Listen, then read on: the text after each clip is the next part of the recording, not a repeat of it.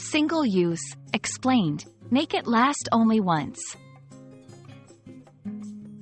Hello, dear viewers. Welcome back to our channel, where we make English easy and fun for everyone. Today, we have an interesting phrase to unpack: single use.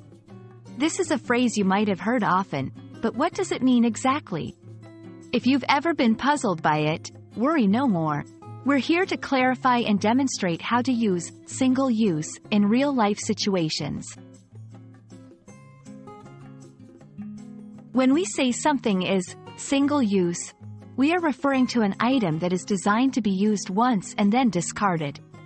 It's meant for one-time use only, after which it is typically thrown away or recycled. Think about a plastic fork you get with your takeaway meal or a surgical mask. These items are not made to last. They serve their purpose and then they exit the scene. Let's put single use into context. Imagine you're at a coffee shop, and you see cups labeled as single use.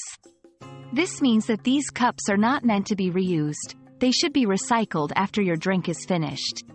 Similarly, if you're at a store and you see a sign that says single-use bags, it implies that these bags are not designed for continuous use.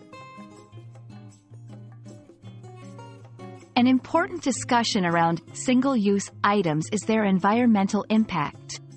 Many single-use products, especially plastics, contribute to environmental pollution. It's crucial to be aware of this when you choose products. Many organizations and individuals advocate for the use of reusable items to reduce waste and protect our planet. Now, let's see how to use single use in sentences.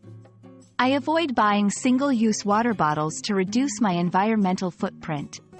The hospital ensures that single-use gloves are disposed of properly after each patient. Many events are transitioning to single-use digital tickets to save on paper. That's a wrap on single use, folks.